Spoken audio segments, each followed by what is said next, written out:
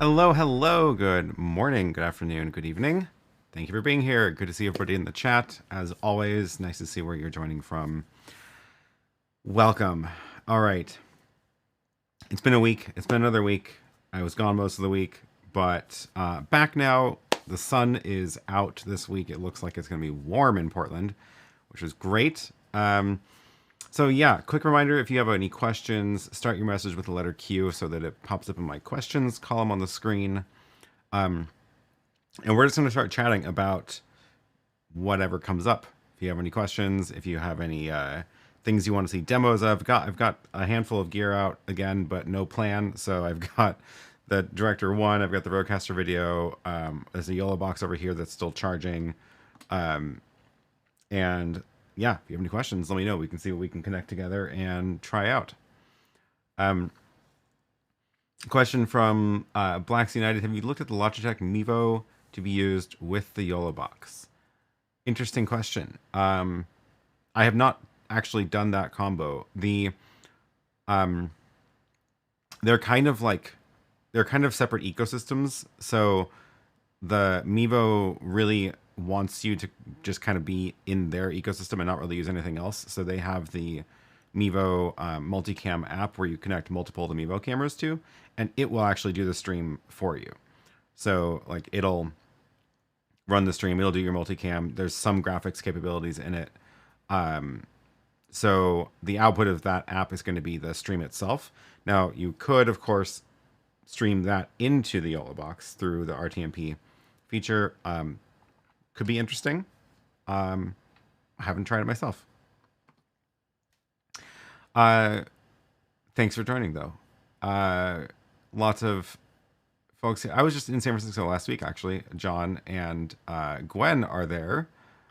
I wish I could like spend more time going around and doing stuff and meeting folks, but the usually when I'm traveling, I'm there for events that go all day with after parties or I'm just in meetings all day. So oh well, maybe someday. Oh, good question from Gavin. Oh wait, before I get to that, John says, "Were you here for a conference at Moscone?" No, I was not. There was an event in at the AWS office down in what's it called, Palo Alto, and took the Caltrain. That was fun, and that was on Wednesday. And then there was a separate event in the Convene Event Center, which is a really cool space. It looks relatively new, and that was on Friday. And they actually had some. They were recording and streaming the talks. Actually, no, they weren't streaming. They were recording the talks, and it was a full day of like 15 to 20-minute talks back to back. Very, very few breaks in between. Honestly, they probably should have scheduled more breaks. The video crew they had there was like a little video room in the back, and they had so they have like 4 screens on the back of the stage, and that was just for the slides. But then they had one camera that was someone was running the camera and like doing a close-up shot of the presenter, and like when they would pace around, they would be following the camera, the person pacing around. But they didn't have a wide shot with it, which I thought was really interesting. And so they had like a ATEM. It looked like a Constellation 2ME, the 1U rack mount in the rack. They also had an ATEM Mini ISO SDI, which I saw the SDI cable in the back.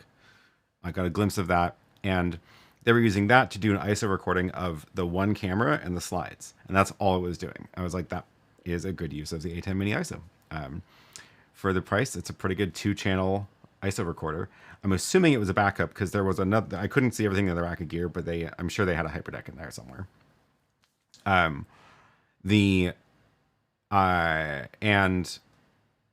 the other part, so the one close-up camera and slides, which is not the best recording setup in my opinion. I like to have 2 cameras, a wide shot and a close-up.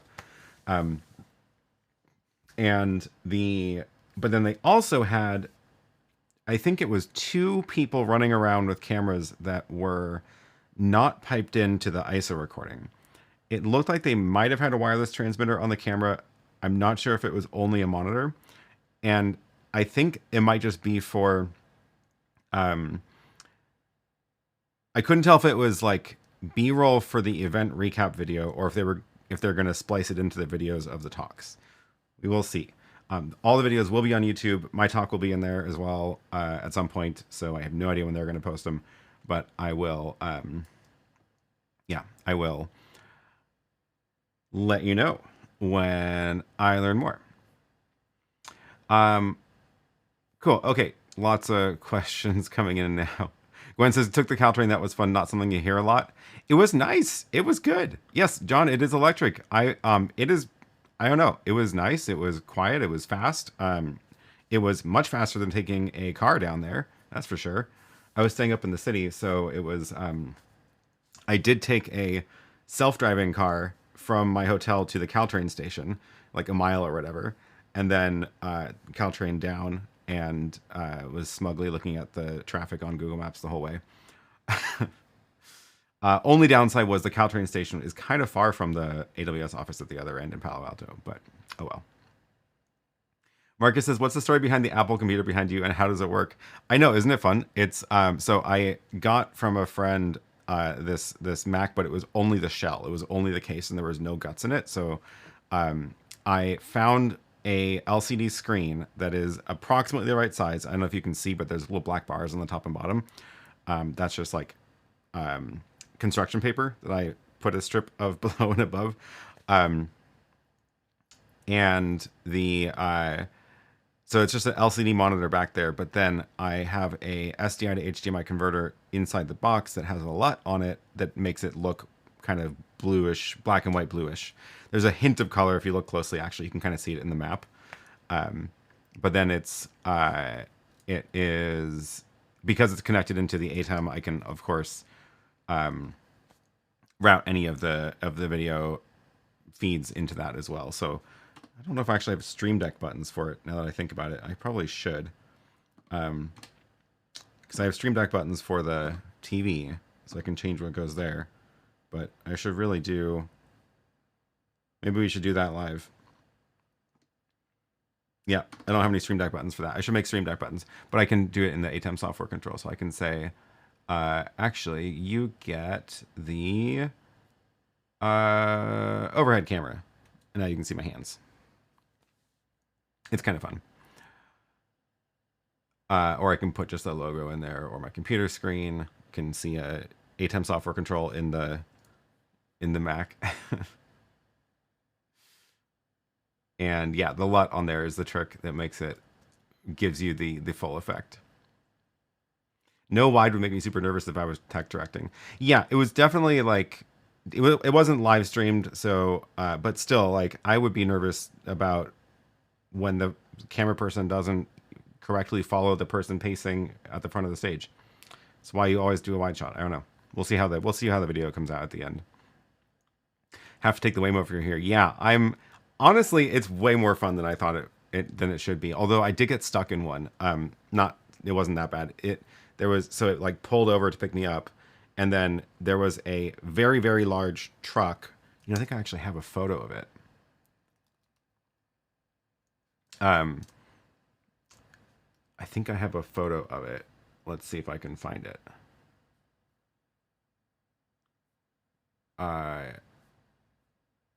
Is this... Oh, and I do have a photo of the stage, too.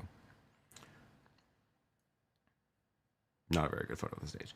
Where's my Waymo? Stuck in a Waymo photo. I don't know if you're going to be able to really tell.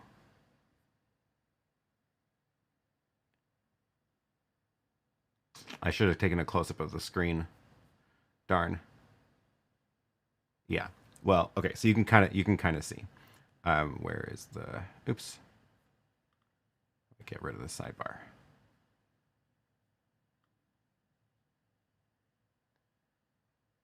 Apparently you can't. Okay. Oh, well.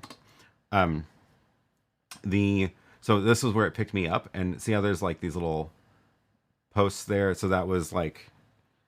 So that if you're turning right, you have to turn from the second lane, and that was like a place to like pull over. But then the problem was that there was a truck parked. Yeah, now you can kind of see the diagram of the road, right? There was a truck parked here, like loading, huge semi truck.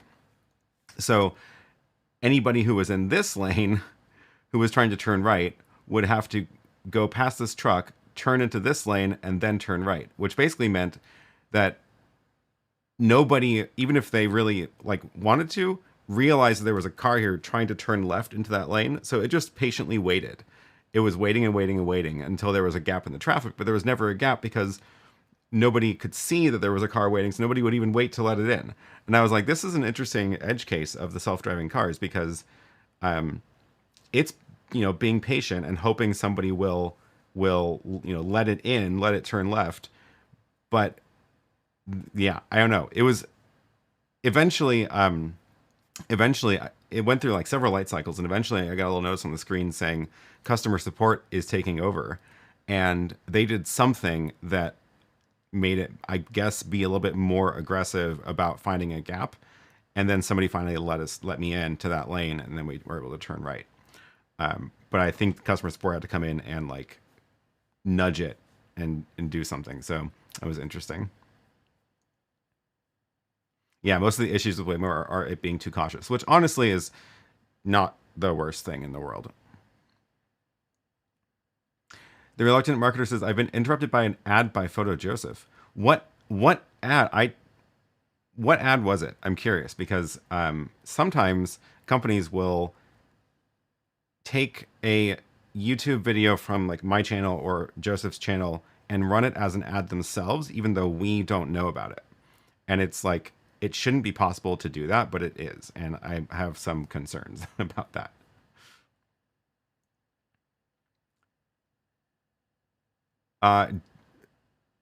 Photo Joseph is trying to steal your eyeballs. Tell me what ad it is. I'm what video it was. Very curious. Okay, let me go back through some of the chats. Larry says, can you interface the Rodecaster Pro 2 with the Rodecaster video and record each mic on its own track for post editing? Rodecaster Pro 2, Rodecaster video. No. So currently the Rodecaster video gets a stereo mix from the Rodecaster Pro 2 over USB. It is a bit of a bummer. I don't know if it's even possible for them to change that, but yeah, it is a stereo mix. Hi to Richard and Caseload. Well, thanks for joining. Sergio says, can I connect a RØDECaster X to Rodecaster video via USB-C input and detect it as UVC? Oh, that's a really good question. I hadn't tried that yet. That's so funny. I do have a Rodecaster Streamer X.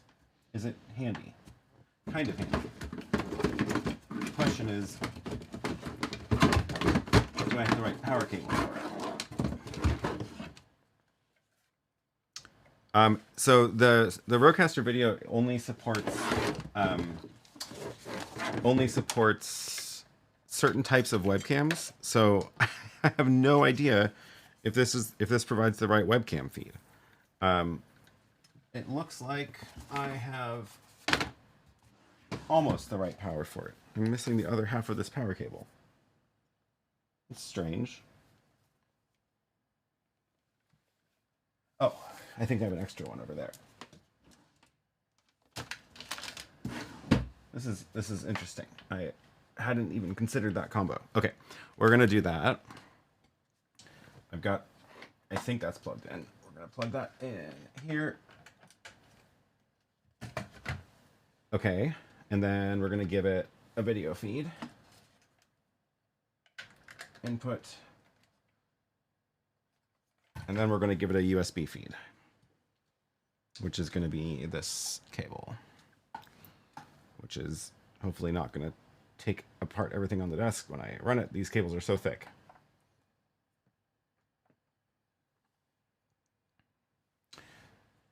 Okay, that's booted up. We'll go plug it into number 1. And I need to plug this into the other.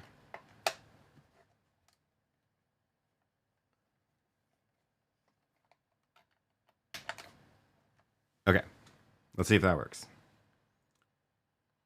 It recognized it. And what is... I'm going to show you the RØDECaster video feed. I need to route what goes out of that differently. Let's bring it back to my main camera. There we go. I was using this for a workshop, which is why I have the OAuth logo in there. Camera 2 is another HDMI, and then 5 is... what is this?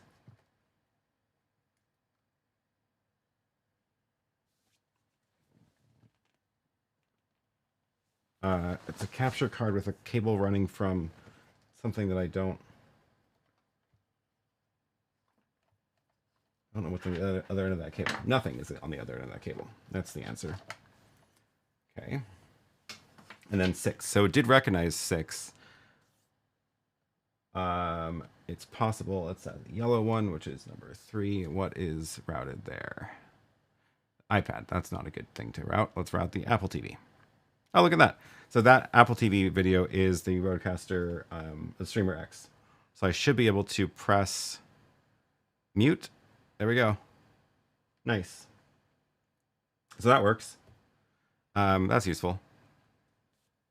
Good question. Now we know.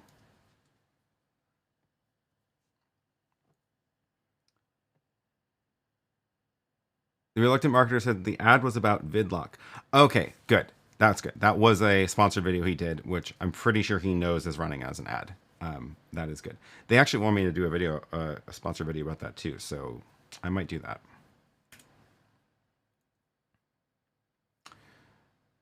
Thanks for the question. Okay, cool. Where was I? Tom says, are you planning on going to the Netherlands sometime? I have been there several times in the past, and the next time I would end up there would probably be IBC this year, but I don't know if I'm going to go. I don't know if I have the time to do that this year. But I went, what was it? Was it last year or the year before? I think it may have been the year before. It's been a while. And yeah, I don't have any other plans this year to go. Trying to reduce the amount of international travel I'm doing this year. So far, it's actually going pretty well. Matt says, what are your thoughts on the just released Elgato network dock? Well, they released a video on it. Yeah, it is. So the network dock, let me see if I can find the web page about it so I can. And I think it's, yeah, I think it, oh, not officially released yet, but it is announced.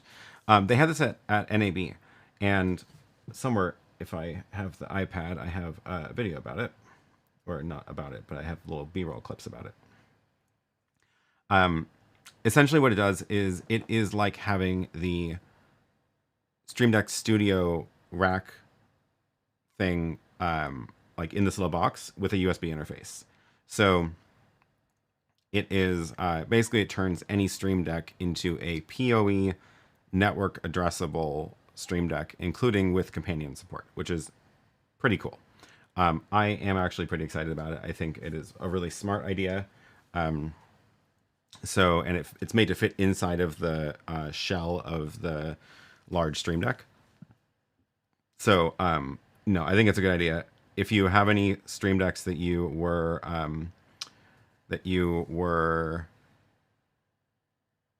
struggling with the getting the network cable or the USB cables routed to the right spot, this is a great option.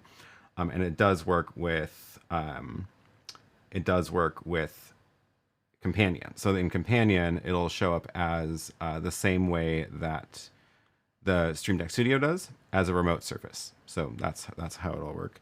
I found the clip from NAB. So this is inside of the Stream Deck. You can see it fits in right there. So yeah, just a little box. And there he's explaining that it's got the PoE and USB. So yeah, cool little thing. I'm excited for it.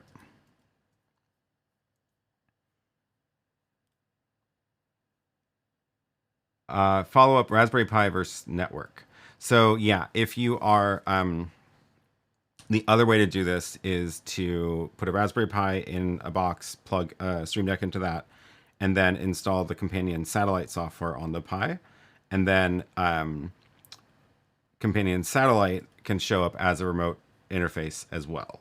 So that's the other way you can get remote network remote buttons into companion, but um, but that's a whole like Raspberry Pi. You still need to power the, I guess the USB power powers the Stream Deck. You need power for the Pi. You need a case for it. So this little box is like, I think, a much better solution than using a Pi for it. It's obviously gonna be more expensive than the Pi though. So actually, what is the price for it? Do they? They don't list the price yet. Okay, I'm assuming it's more than a Pi. I haven't actually heard that confirmed. For entertainment says, which camera are you using in your stream? My main cameras are the LUMIX BGH1. They are the box cameras that that are from LUMIX. They're, I think, the same sensor as the GH5. Now I can't remember 5 or 5S. Anyway, it's yeah, little box camera. They're great because they are network controllable. So this is the camera. There's no screen. There's a network port, SDI, and HDMI on the back, and then it takes Micro Four Thirds lenses, and then I can pull up the Mac app and see a preview of the cameras, control focus, control the settings and all that, and it's great because if I'm sitting here talking to you all and I need to adjust a camera that's over there or up there or over there, then I can just do it all from the computer without having to go back and fiddle with the screen behind it.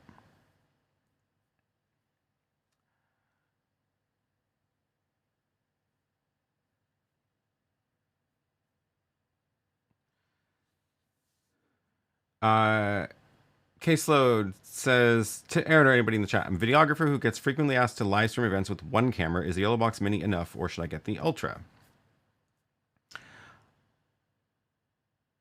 It's a good question.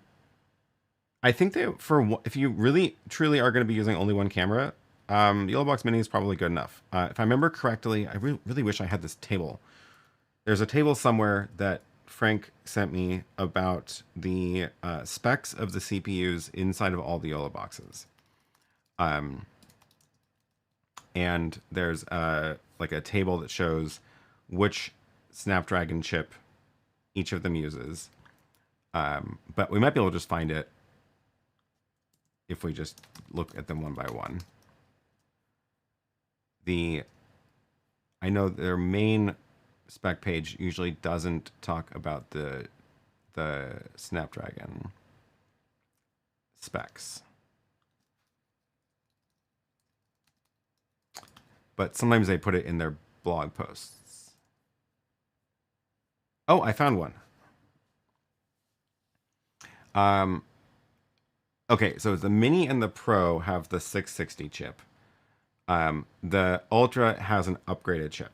So the one thing here is if you're going to be doing things beyond, like for a single camera, this is fine. This works just fine.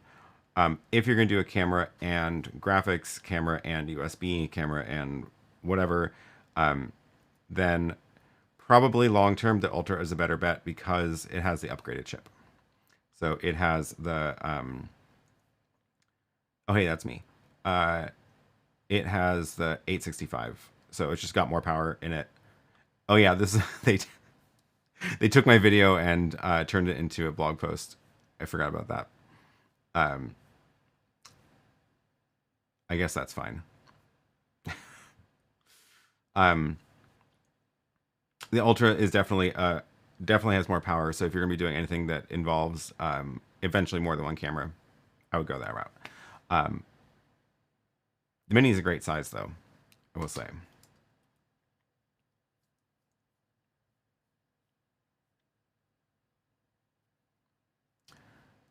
Gwen says, same sensor as GH5S per Google. Thank you for checking. For my one camera service, I just use a CMO. Oh yeah, that's another. There's a lot of different options than the YoloBox for single camera live stream too. So, but some of them will require a computer or a phone. So, one of the nice things about the YoloBox or the Director Mini is that it really is the all-in-one box.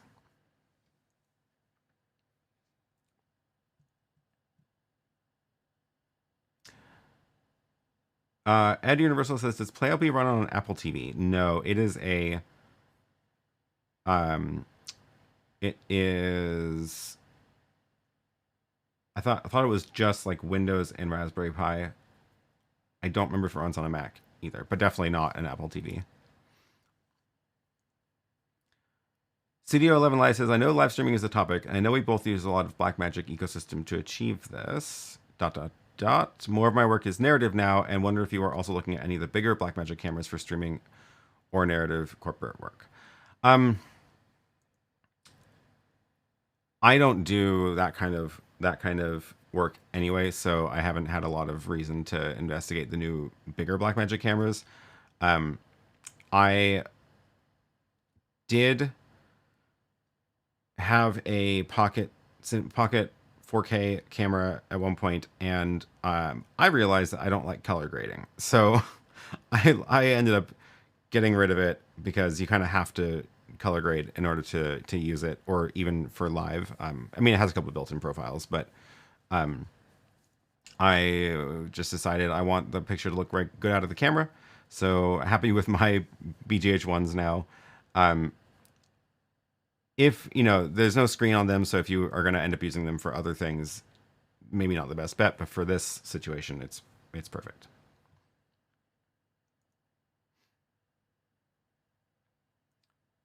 IT never gets old. Oh, this is about the I like running Companion on the Pi directly. Totally, yeah. I mean, running Companion on a Pi is a great option. And then I was talking about if you have a Companion installed anywhere, whether it's on a Pi or on a computer, if you want a remote buttons, like a remote Stream Deck that's not plugged into that machine over USB, then Companion Satellite on a Raspberry Pi is another good option for getting remote buttons in. Do I need to turn off? I need to quit Discord so you don't hear the Discord notifications. Adam says, have you recorded with the Rodecaster video plus adding in a remote guest? I haven't had anybody on the streams in a while because I've just had no time to coordinate that. There's nothing in the Rodecaster video that is necessarily unique to remote guests. I guess the exception being it has the ability to do audio mixes and the mix minus that you need for a remote guest, just so that your own mic, or so the remote guest's audio doesn't get sent back out to them, like is what happens if you try to do this with an ATEM or anything else. But other than that, there's no like video features that'll help you with remote guests yet. We'll see if they are gonna change that, but yeah, so you have to get the video in externally somehow, and the somehow is there's a whole bunch of options for you. There's just plug in a computer and screen share the Zoom window into the Rodecaster video. There's Zoom ISO, where you can get an ISO feed of a Zoom participant. There's video.ninja, which you can pull up a ISO feed of a guest on a monitor and push that in. But the only thing that's going to help you with the Rodecaster video in particular is that it does have that audio mix feature. So that's at least really nice.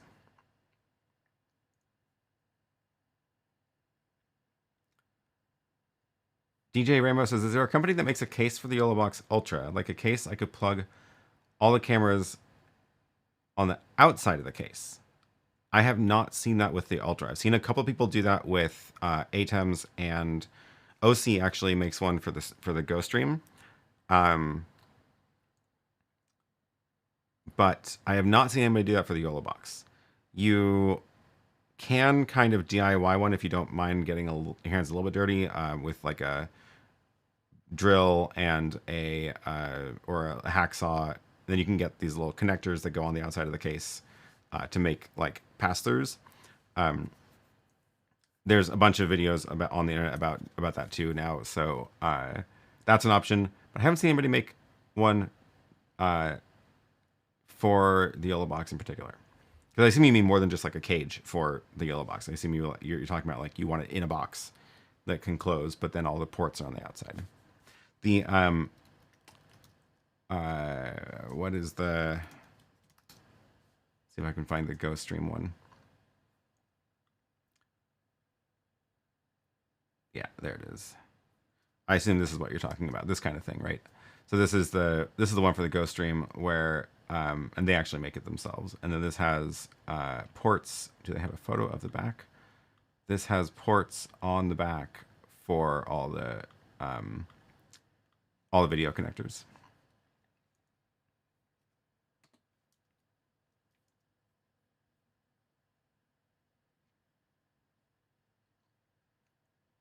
Peter says, which Pi version would you suggest? The Raspberry Pi 4 is what I have been using, although something went wrong with mine, and I had to at the last second one morning before the show started, port everything over to a Companion on my Mac, and I haven't ported it back.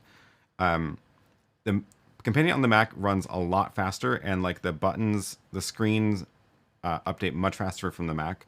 So now I'm kind of curious, would the Raspberry Pi 5 actually be better?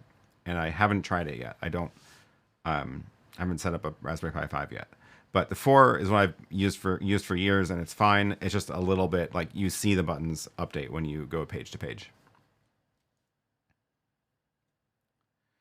JHB says, I usually go live at a venue that gives us access to hardline internet, but asked to stream at a remote location with no internet access. What are my economical options? Stream through phone. Lots of different options here too, depending on how much you can afford. Phone is definitely an option, definitely a risk, because you're at the mercy of the cell providers, and they give you no promise about consistent upload speeds. That said, I've had pretty good luck with it most of the time. But if it's like, you'll definitely want to scope out the location and do some speed tests with your phone first to give you a sense of whether a single cell phone connection is enough. And it might be, but like I wouldn't count on showing up somewhere I've never been and expecting it to work. I'm going with economical, which means I'm assuming you don't want to buy like the LiveView or the KiloView P3, like bonding encoder, or all of the data plans you need in order to make that work well. There are, let's see. Weirdly, Starlink is actually kind of affordable now. The Starlink Mini is not that expensive, and you can get the dishes used at a discount also. And then their plans aren't that terrible.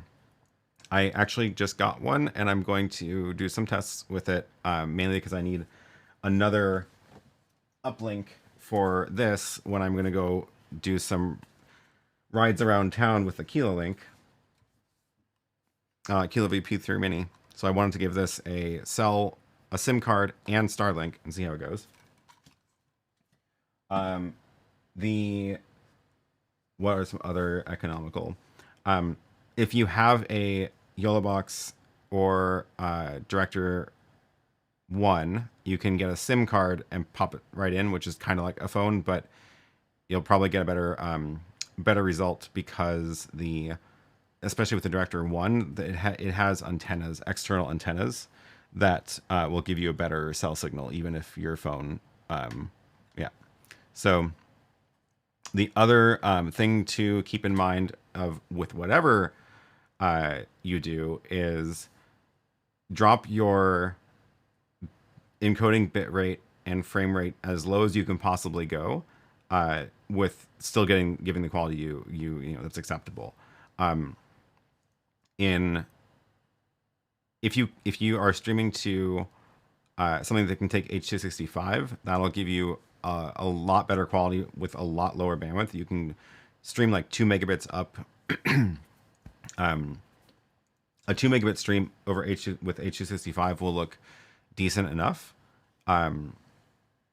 So 1080, obviously not 4K. So that's the other thing, is just like make sure you're sending up as little data as possible.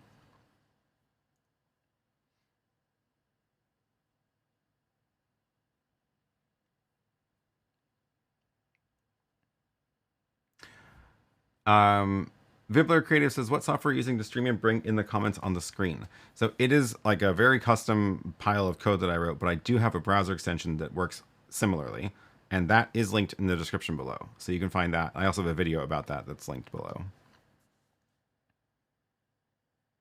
Yeah, this is a good tip. Do speed tests and then drop your upload speed by at least 50 or 60%, because depending on the amount of people, the upload will be reduced. Exactly. Yeah.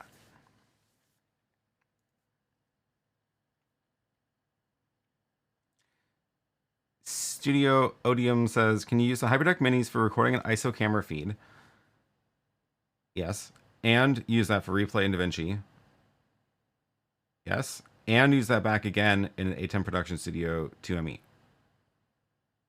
Not sure what you mean. So the way that it works is the Hyperdecks are can be in a single mode at a time. So it'll be either a recording or a playback device. And it's not really practical to switch between the two modes. Technically, it only takes a couple seconds to switch over, but like a couple seconds switching over means if you wanted to play back from the Hyperdeck, it won't be recording while it's playing.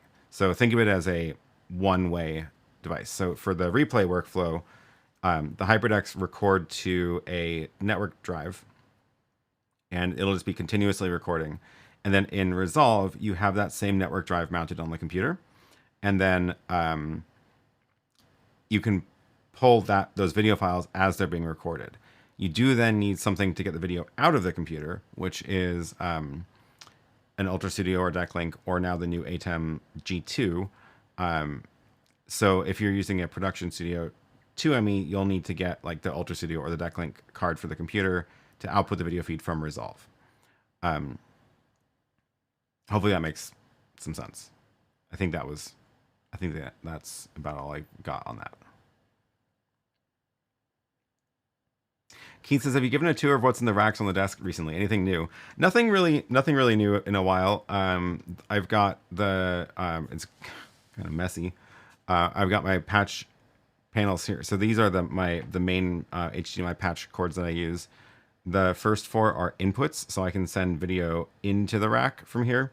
So this will be like if I've got the Rodecaster video on here and I want to get the monitor out of that into the stream, so I can show you that. I will route the HDMI from there to there, and then I can pull that up in the stream. These four are outputs, so I can take four of anything out of my rack, and like my main, I can assign these to whatever. So I can have my main camera, overhead, computer, or whatever, and pull these into devices on the desk. So you see I've got little color-coded cables on them, so I know when I've got a random wire over here, I know that one is pink. That means it's probably plugged into input 2. The other HDMIs over here I don't use terribly often because they are actually they are inputs into these screens, but these screens also have SDIs on the back. So I normally use them with SDI outputs from the ATEM. So I can have a copy of like what's plugged in there, so I can see the Rodecaster. I've got my I don't know why that's my main camera actually. CloudPod interface I can show on there, and then the network ports over there are plugged into a switch in the back, and they're color coded for the purple ones have PoE, and the red ones are assigned to the Chaos Router VLAN. So if I want to mess with the network of stuff, I can plug things in over there. These are the little screens, so just useful to have an extra eye on stuff as it's happening there. And this one's the 2110 encoder decoder, so we'll be getting more use once I have the other Lily Studio set up in the other building. This one is a Hyperdeck Mini, which actually is primarily what I've been using to record YouTube videos now. So I have it set up with a Hyperdeck button that I can start and stop, and it's set up to record to a CloudPod. And then this is the web presenter, which I haven't been using lately because it is. I need to rebuild this case, this rack, because it gets too hot and then the fan turns up too loud. It really generates a lot of heat. I need to rebuild this case with a bigger hole for the fan on the side. But in order to do that, I have to take everything out of it and crack it open, get a saw out, make a big mess, paint it again. So I just haven't done that yet. I'm not really looking forward to ripping out all of the stuff. And then over here we have, let's see, I think I have a better view of it with this camera. This is the Hyperdeck rack. So this is where I've got the 4 Hyperdecks, which I can use for ISO recording. The other cool thing you can do with this is give it 4K HDMI and it'll output 1080 for streaming or into the rack, but it can record 4K. So I have them powered off right now because again, I need to replace the fan in this box with a much larger fan because they heat up also. So I use those a bit for, you know, ISO recording stuff or playback of 4K clips. So the SDI ports are routed into the rack below, but then all the HDMIs are broken out down here. So black is an input into the device and white is an output. So for each Hyperdeck, I have input, output, and then its USB port. And then again, input, output, USB. And then I just have USB powers. And then again, this one is, you know, that Hyperdeck. This is that Hyperdeck. This one is actually the same input, output USB for the Ultra Studio. And then I just have 3 more network ports, and those are just plugged into a power bank in the back.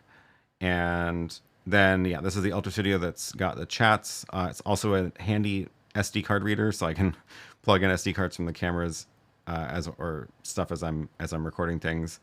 And then that is the Ultimat for doing green screening, which I sometimes use for when I'm doing workshops or sometimes on this stream. And that is the second rack. And yeah, that's my little rack tour. Is there a way to inject some cooling instead of ripping it all apart? Not really. The problem is the fan hole is too small. So the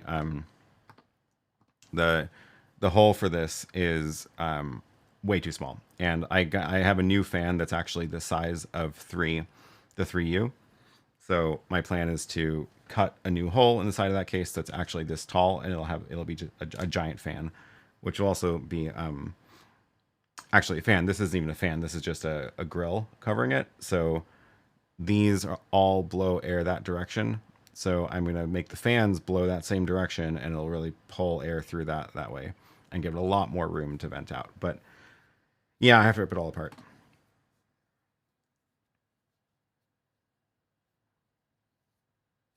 Oh, follow up. Thanks. Forgot to mention it was to send it back with the Ultra Studio. You answered. Thanks. Thought it was only possible with the ATEM Mini Pro ISO.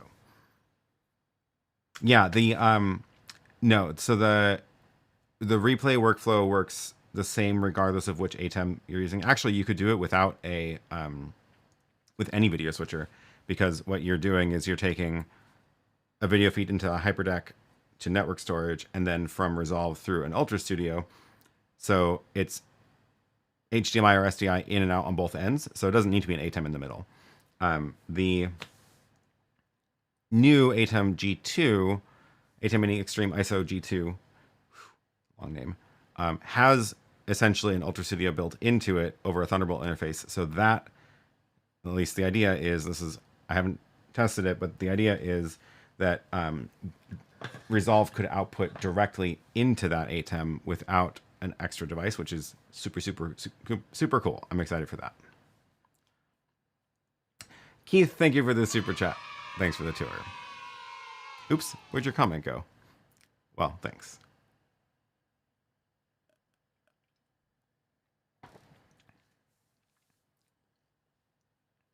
Tom says, I think you mentioned something about a portable setup in case with an ATEM. Any recommendations? Who makes one of those now?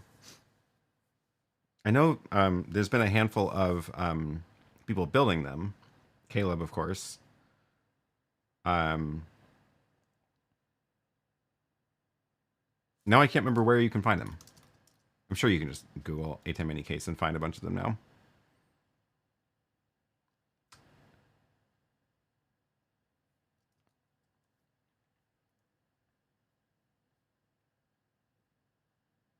Trevor says, whole project stream idea on that new fan for the rack. Tear down, cut a hole, install fan, and rebuild. I have no idea how long it's going to take, but I could absolutely do that. It would be a good member stream. Now that the weather's getting good, actually makes sense to do this. It's really difficult and also unmotivating trying to do it when it's pouring rain and 40 degrees outside. So now that it's actually nice weather and warm, that is a more exciting project.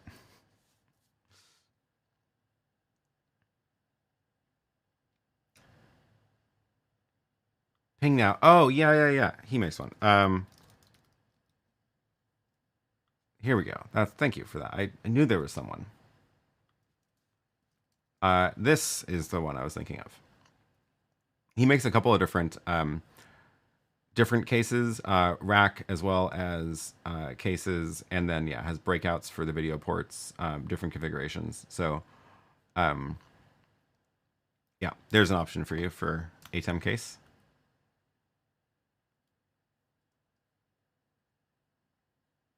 Rip apart my studio stream coming up. Yeah, definitely.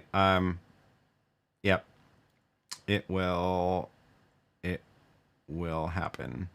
How about the bike broadcasting station project? So I was following the tracking numbers this week because I finally got the shipping notification, and it is coming in 10 boxes, and unfortunately only 4 of them showed up on the day they were supposed to. So I have 4 boxes, which is not enough boxes to really do anything. Because all the parts, I do not have all the parts. The rest of them are supposed to come on Tuesday. So cross your fingers they come on Tuesday. And if they do actually come on Tuesday, I'm going to find time in the middle of my work week for building it because, well, I might have a backup plan for the Friday and Sunday that I need for next weekend. But in 2 weeks, I definitely want the big video card. But check this out. I do have one of the pieces of aluminum that came. This was in one of the boxes. So this is what it looks like. It's big. It's 45 millimeters. And look at that nice blue tint. I like the color a lot. So this is what it's going to be. So I have a bunch of these now in 2 of the boxes. 2 of the other boxes were the acrylic panels. And then I've got a bunch more of these coming soon. So it's going to be fun. It's going to be strong. That is some beefy aluminum. I kind of wish they had a smaller aluminum. I probably could have got away with 30 millimeter, like structurally, but they just didn't have that option at that place. That's no moon. It's a space station. Yeah. Yeah. Well, speaking of other fun things, I realized that my little tiny bike that I used for hauling the quartz countertop slab, which those things are way heavier than they look. It was only like 3 feet wide, but it weighed like 200 pounds. And a desk for Lily that I hauled from like Milwaukee. No, that one came from down by Reed College. Anyway, I held both of those, which were close to 200 pounds each, on my little tiny Brompton, which is an e-Brompton now, and it did pretty well. But this video card is going to weigh about that before I put gear in it. And I was like, I feel like I'm pushing the limit of what I can do on the tiny Brompton. Technically, the Brompton isn't even rated for that much weight. And I am worried about the brakes on it pulling anymore. So I went and I got a new bike, and it's going to be fun. I picked it up yesterday. It is a tank. It is essentially a little mini truck. This was I rode down to the bike store on the tiny bike and then folded it up and put it on the back of the big bike and biked home. So this is the new bike. This is what I'm going to pull the big trailer with. I've got the extra trailer hitch attachment there to be able to attach stuff to it. So yeah, we'll see how it goes. We will see how it goes. The other thing I was thinking about doing with this though is because I got this nice huge front rack. I was thinking about making some sort of little contraption to put in the front rack, and then be able to set, like, put in the director one, put a couple of cameras on the front, and like turn it into just a little mini live streaming box on the front that I can use while I'm riding, so that I can have like a chat screen up that I'm looking at, and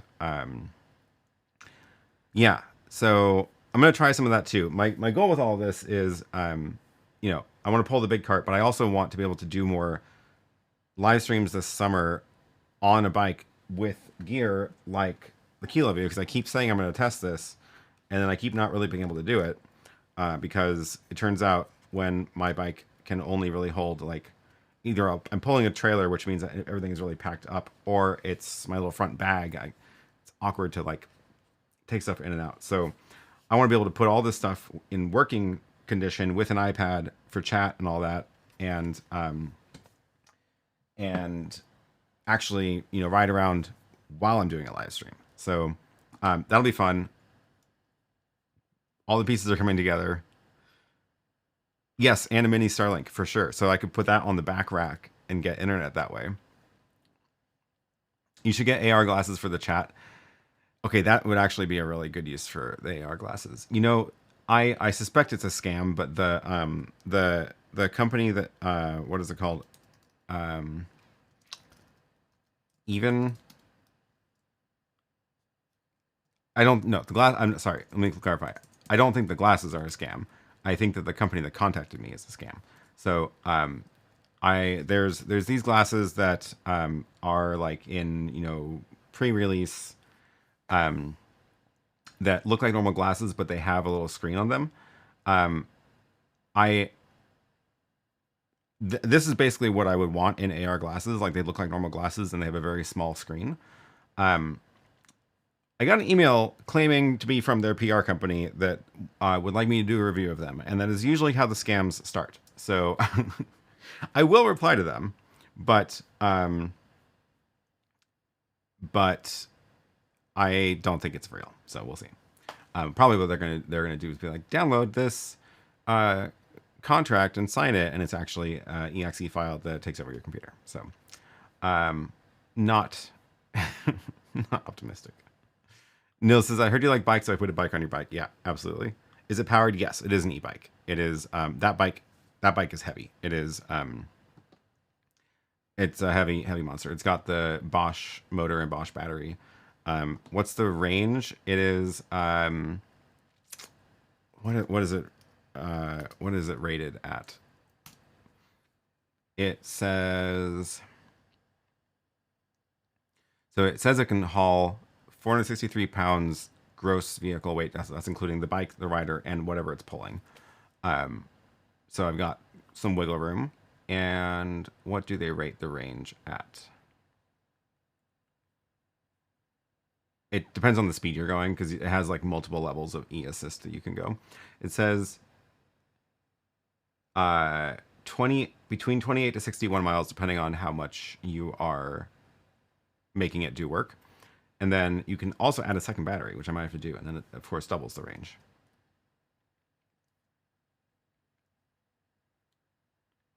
It'll be interesting to see how you will place chat on the screen. You'll need an Elgato foot pedal. Oh, that'd be hilarious. Neil says, I think Ben from Fluid Prompter tested glasses like that. Maybe he can confirm if it's legit. Oh, I'm not saying the glasses are a scam. I heard somebody else who has seen those, but I'm just saying the PR company that emailed me is almost certainly not their PR company. It's just a very common YouTube scam. Andre says, I vote for a smoke machine on the front and lasers. You won't fall for the screensaver file disguised as PDF since you're a Mac user. Well, they do make them. They do make the malware for Macs now too. So it's not just you're not safe just because you're using a Mac.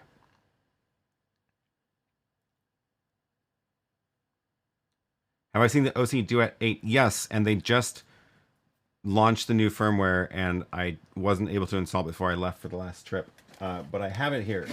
So I need to update the firmware on it now and then play around with it some more. Yeah, maybe next week I can do... Well, probably not next week. I'm going to be probably scrambling to go... There's the kickoff ride is next week, so I'm going to be scrambling to get my photo booth together on some sort of bike trailer. So maybe the week after, I will plan on doing a demo of the GhostStream. If you get smoke and lasers, you're sort of also obligated to also get an air horn. I actually have a horn for the bike that is extremely loud. It is like a car horn, and it is extremely effective at getting people's attention when they are about to cut me off or jump in front of me.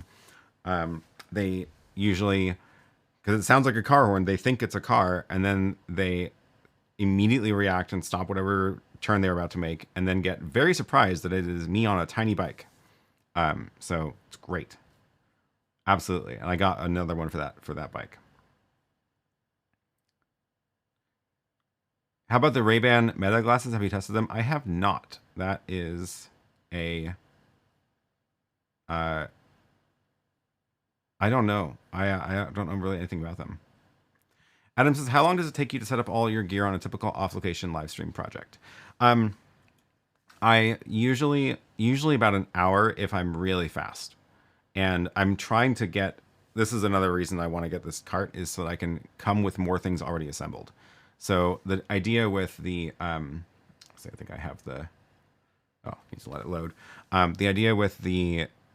So in the one I did in October, I had everything packed into a Pelican case, and then like tripods and stuff strapped to the side of the trailer, the bike trailer. So I had to, take everything out of the Pelican case, which then means running a bunch of wires, which takes longer than I feel like it should. And it just takes a while to connect all of the cables. So what I want to do is I want to be able to show up somewhere with more of the things already connected. And that was actually, now a very long time ago, the motivation behind building the Pelican case. And I did do a video about this a long time ago. It's still one of the top videos on my channel. Oh, it's getting bumped down. It's getting bumped way down. Wow, okay. But this is this video. So this was an example. Everything in this rack is very old now. Somewhere I hear it have a time lapse. Where is it? Oh, I think it might. There it goes. So this is a pretty typical situation, right? And even with this, I had in that rack a lot of things already wired, and then it still takes more time to add the wires. So I want to be able to show up with more stuff already connected, because it really cuts down on setup time. So that is the motivation for this, which is the little cart that I'm talking about with this blue aluminum.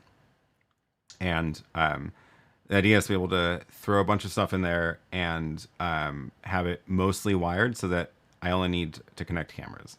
And for some of the like if I'm doing, I'm planning on using this and then going up to like the airport to do some plane streams, because that's just good way to test these encoders. And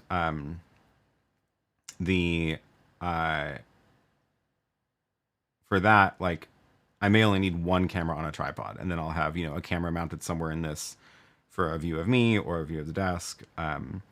So yeah, hopefully cut down the setup time. But generally I budget for like an hour of setup, and then maybe an hour and a half to be safe, and then an hour of teardown. But yeah, we'll see how it goes.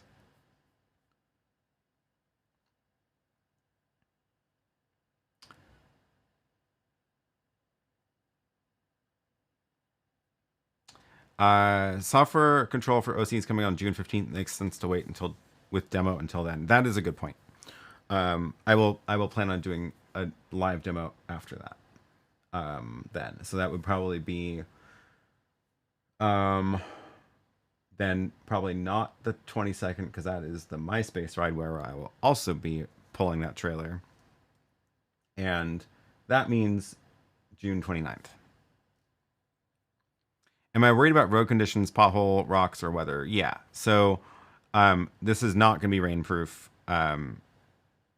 So if I ever did need to actually take it somewhere in the rain, I would need to get some sort of cover for it.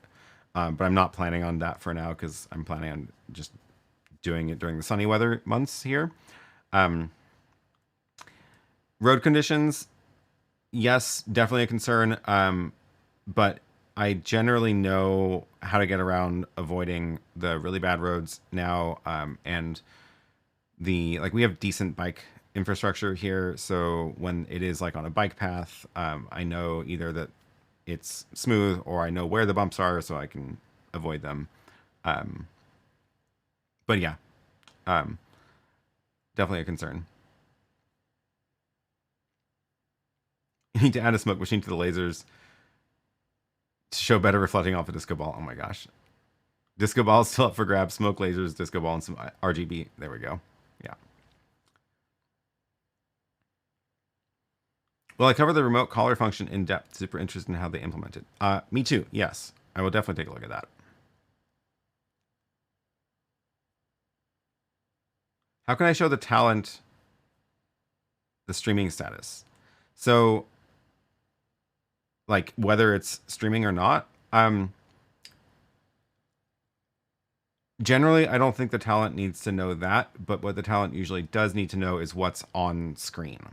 So having a way to route a copy of whatever is on the stream to a confidence monitor is really useful.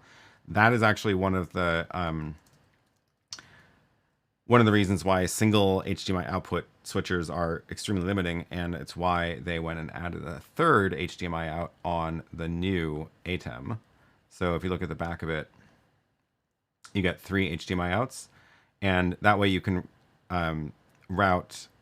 You can use one of these for a confidence monitor. You can use one for your like a backup recording, one for your multi-view, so you can see what's going on.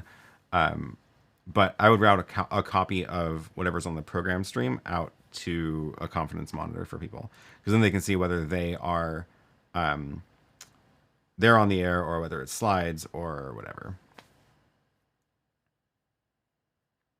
Gwen says, I like to show up a few hours early for setup just in case time to handle last minute changes or do hand holding with clients. Yeah, totally. I mean, I would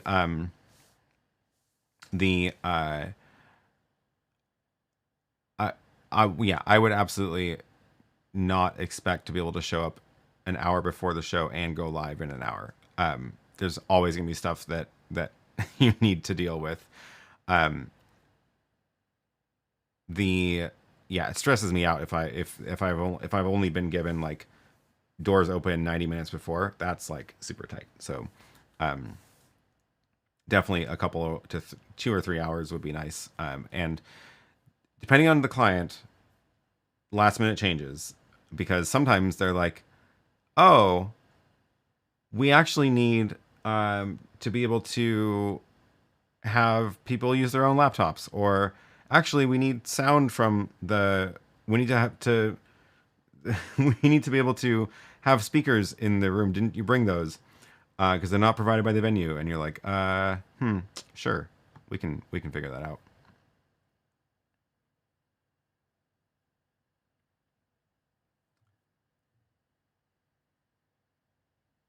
OC is getting PC software support for the GhostStream. So they've had a app for the original GhostStream. But yeah, I think when we tried it last time, it didn't support the new GhostStream 8.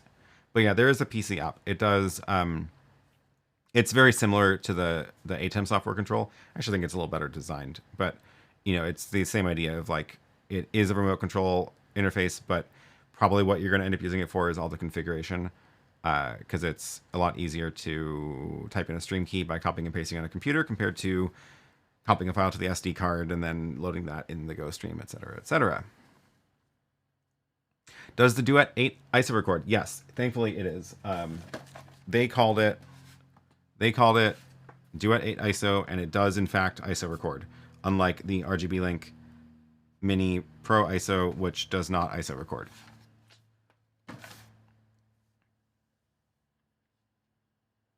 Tom says, I always find that term offensive as if the others involved are not talented also. That's a good point.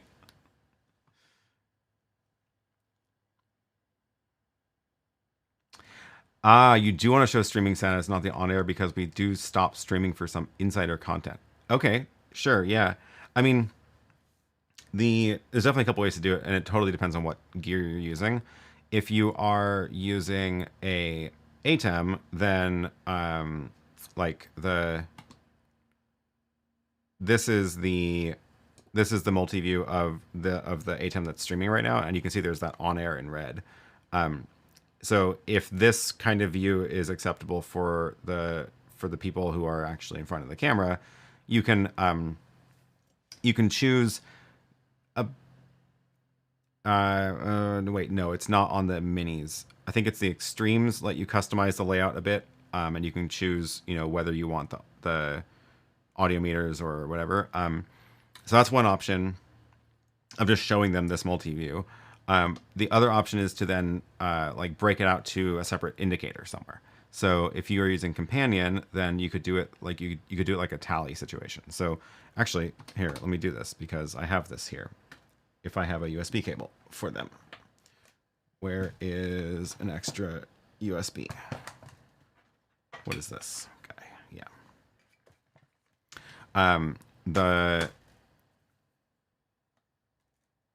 I did a live demo of these a little bit ago, but I haven't done a proper video yet.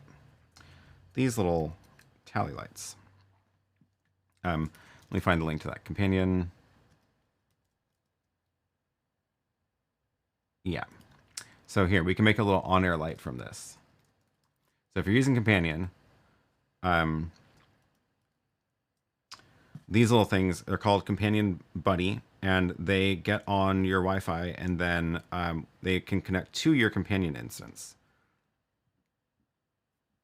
So if you do that, let's see, I think I only set up 2 of them, and it looks like this one's not one of the ones I connected already. But it should, it's definitely a bit dim in this bright light. But this is just a nice little indicator. There we go. Okay. You can kind of, yeah, you can see it's green. So this is connected to Companion, and we could turn it into an on-air light. So it's gotta be this one. Yeah. So the way it works is you basically tell it which button in Companion do you want it to copy. So I have a page 54, and that is a tally for whether the main camera is on air. So if I switch to the overhead camera, oh, is it? No, it's not. It's I was messing with it before. It is in fact the streaming indicator right now for the ATEM, and it means if I turn it off, the stream will stop, but that will also make the light go off. I need to make an indicator for something else. So let's get rid of that feedback. But basically, you just make feedback for whatever whatever you want to reflect. So you can say, let's make it a recording status for Hyperdeck. So I have a, is my Hyperdeck not connected? Hyperdeck.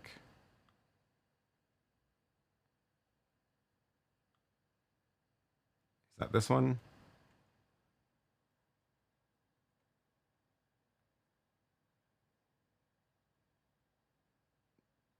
Nope. Is it this one? Hyperdeck Mini should be there. Okay.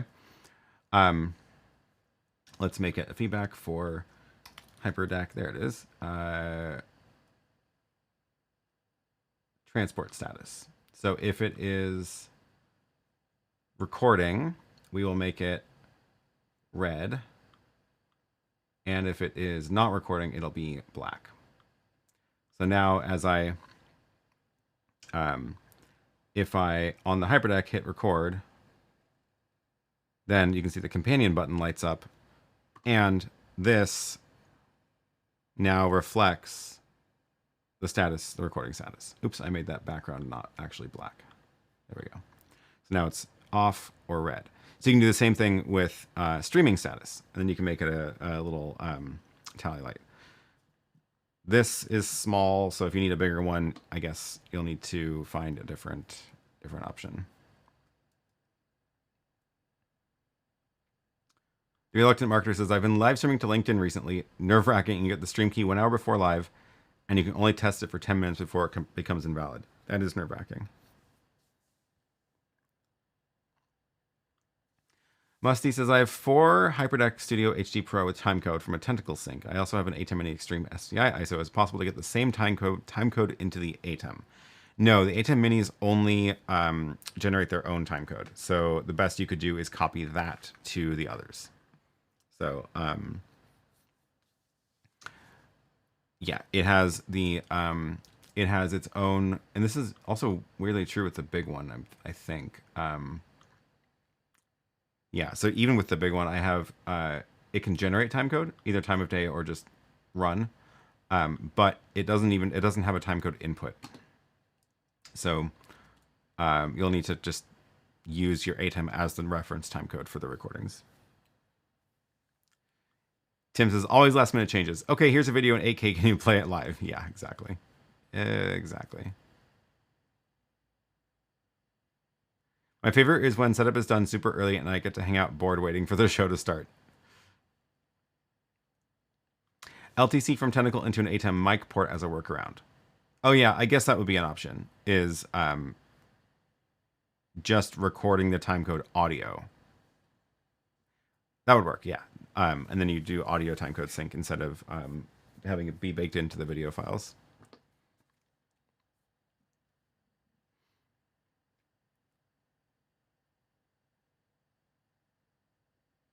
I wonder if anybody has done other companion. I like the trick of using companion buttons as a tally, just because it's like way easier to manage that. But I'm wondering if anybody has like done bigger, bigger lights or other things that you can. I guess you could do it. You could. This is just a really clever trick of using the feedback color of the button as the tally, but you could also do it with triggers. So if you had like a if you have Home Assistant connected or any other kind of home automation or smart outlets connected into Companion, then you can make a trigger for it. So you can say, wow, I've been really messing with a lot of triggers. So you can say, add a new trigger, and then it can say condition if the Hyperdeck is recording, then Home Assistant set the switch state of, what do I have? I don't know if I have any smart switches here hooked up to anything. Not really. So let's see if I have. Well, you get the idea, right? Like you could turn a switch on and off based on a companion trigger. So and that way you could use like a really big light or a sign or something like that.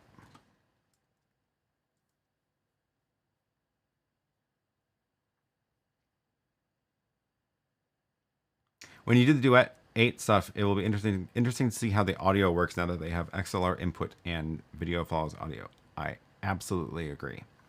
Yeah.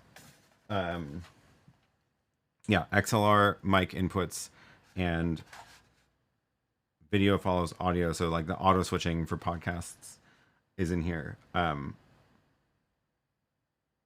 Yeah, I'm looking forward to playing around with that more. Isn't the Companion Buddy rather expensive for what it does? Can you not do a similar setup with an ESP? You can absolutely make your own. Like they are not even that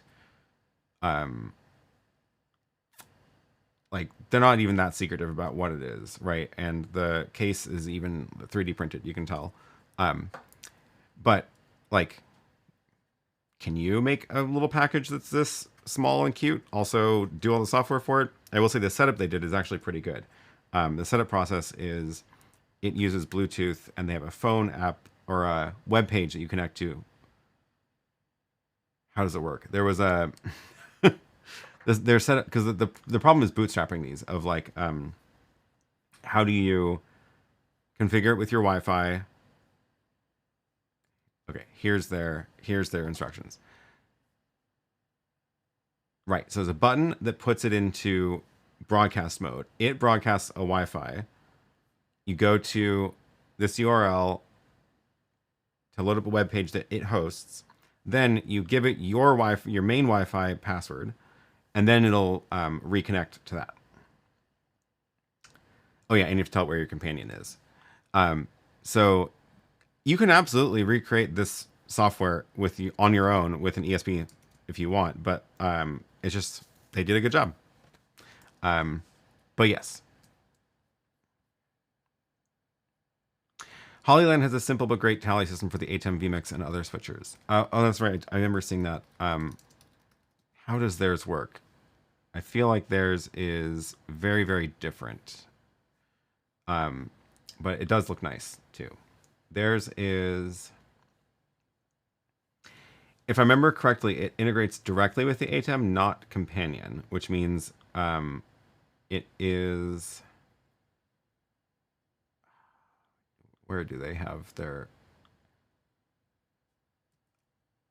Oh, and there's no batteries, which is nice. This little companion buddy does not have a battery. Maybe it's because I'm on the store, and that's why it's not showing me the product info. There we go. What I'm looking for is how you, what it will actually reflect, what kind of things it'll reflect. So, because I'm guessing it's actual tally, like camera on air, right? And the cool thing about if you can connect it to companion is that you can make it reflect things that are not just camera on air, which I can't tell if this can do or not. Yeah, I can't tell from this.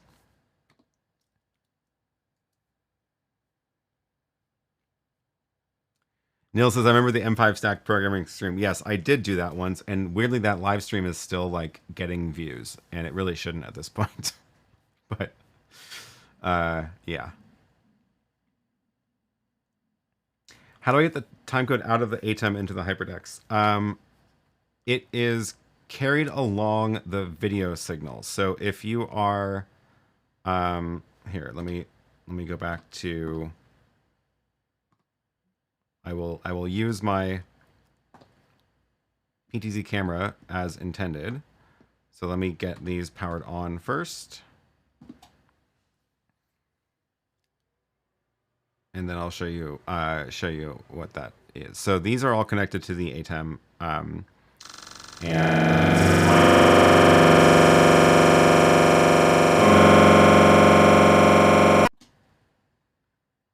Let's fix that. Sorry. I was like, oh, there's my audio. And then it was a feedback loop. I have a feedback loop somewhere in here. Where is it? Let's see. What audio is... Should be just Maddie audio in. Okay, so it's not there. Is it in the mixer? Yes, it is. That one was turned on. Okay, great. Let's try that again. So back to there, and here, I'll show you what I'm doing also. So I have a button to power on the Hyperdecks. So I have them on a little smart switch, and then they're going to power on. And now, hopefully, we don't get the audio loop. Great. So what I was showing you was, oh, you can see the audio levels live. Great.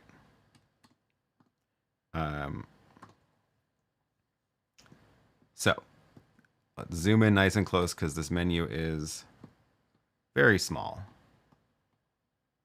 So in the menu, there is, where is it? Is it in the setup?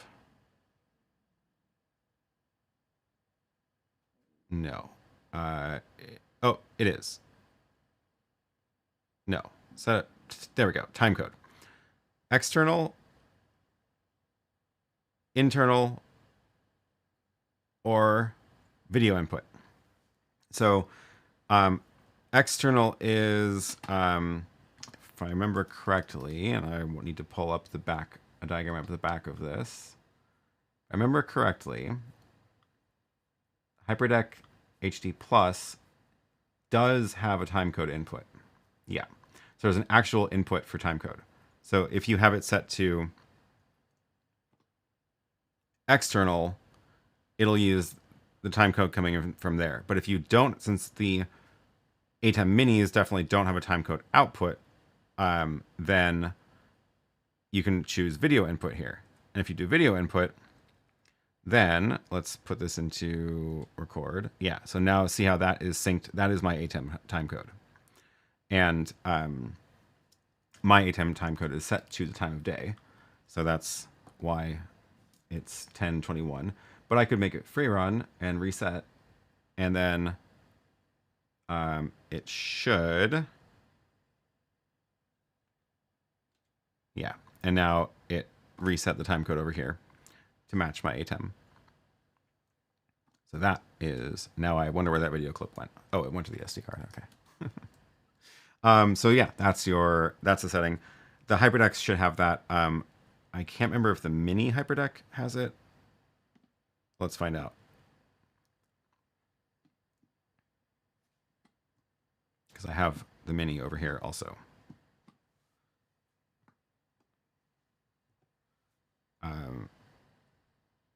Settings, setup, and then it was, there we go, input. So I have that one set to video input. Yeah, it also has the external. So video input is probably what you want for the ATEM minis.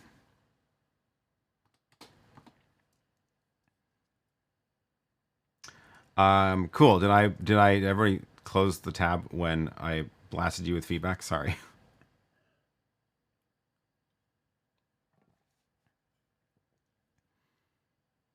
Brady says, Director Mini using USB camera and plug-in mic for main shot and camera app for secondary shot.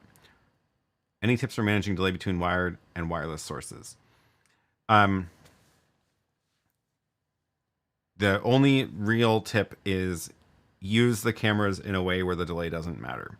So if you are, if you have a close-up shot with a USB camera, use that as the primary shot, and then use your second shot as like a really wide shot where you can't really see the person talking, so that you can't tell it's out of sync.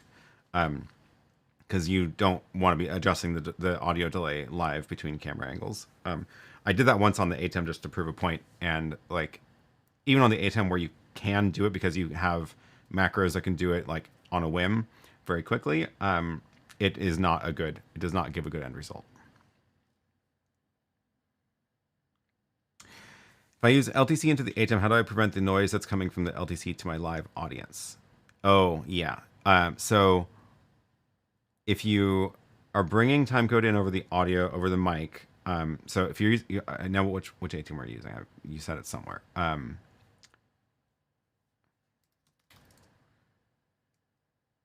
ATEM Mini Extreme SDI ISO. Okay. So basically dedicate one of your audio, your mic inputs to timecode, and then don't turn that on in the ATEM software. So in your audio mix in the ATEM, you just leave that muted. It will still be ISO recorded. So that's the trick. Is everything that's in the ATEM will be ISO recorded, including like video inputs that are not connected. So you'll get like a video file that's just black for the whole length. For if you have nothing plugged into like input 8, it'll still record a blank video file. So that's also true with the audio files. And then you'll just have your audio file with the timecode in it. So you could then in your video editor, merge that with the video file that you want to sync, and et cetera, et cetera. They started the engines at the Indy 500. See you next week. Well, thanks for joining. Enjoy the race. Wow, yeah, we've been going for a while already. Time flies.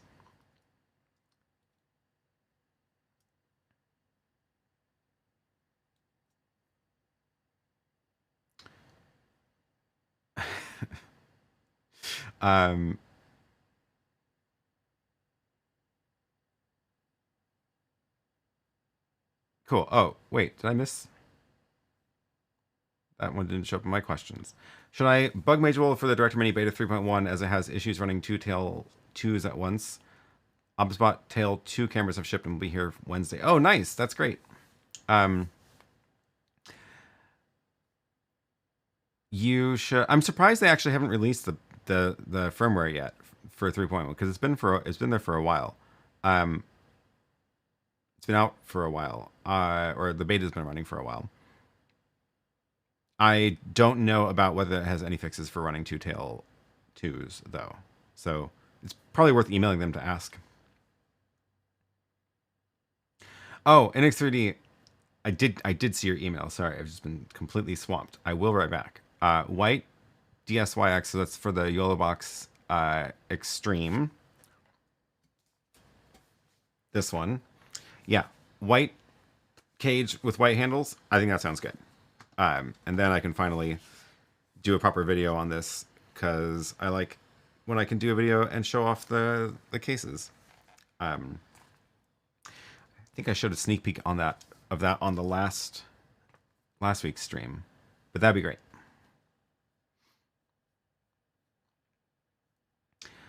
Okay, I think we're gonna wrap this up because we've been going for 90 minutes. Oh, last thing, because there's been some minor updates on this whole drama, and there's gonna be more soon.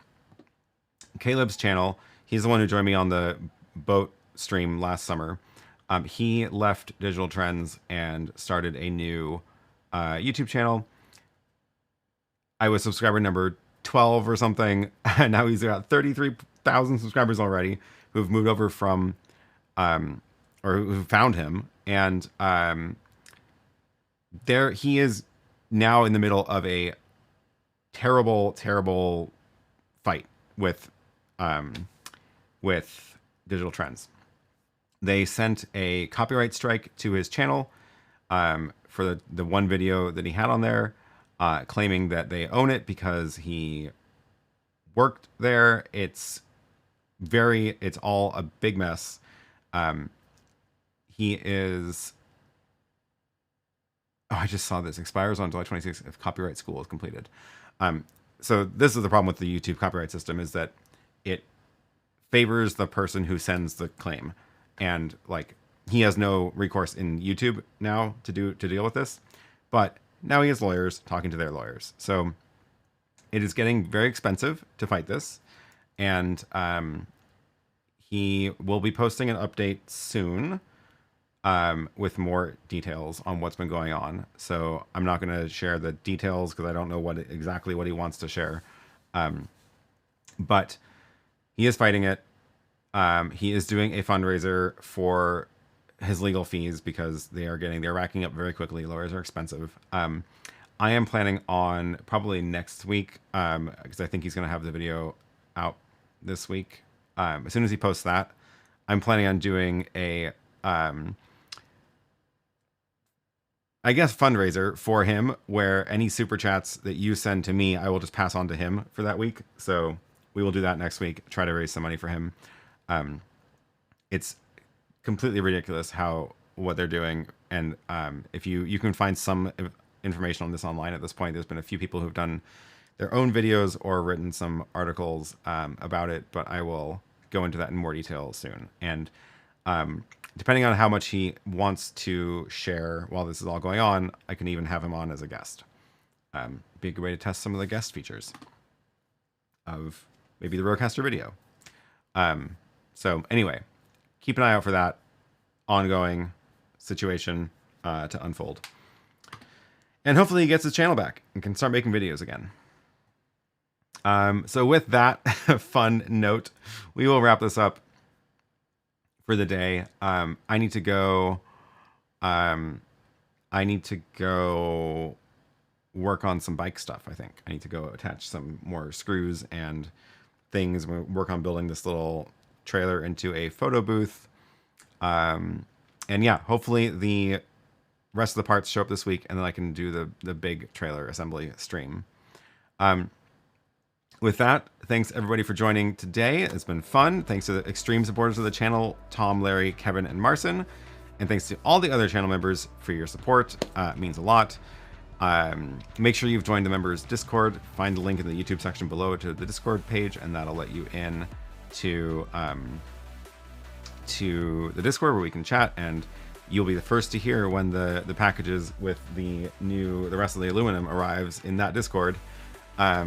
So it'll be fun. It'll be fun. And yeah, we'll see you all again next week, same time, same place. And next week will be I'll be out the door pretty quick on the way to the kickoff ride, where I will be running, pulling a photo booth of some sort on my bike. And yeah, I hope to do some more live streams over the next few months as well on a bike once I get this all put together. So thanks everybody, and I will see you again next week.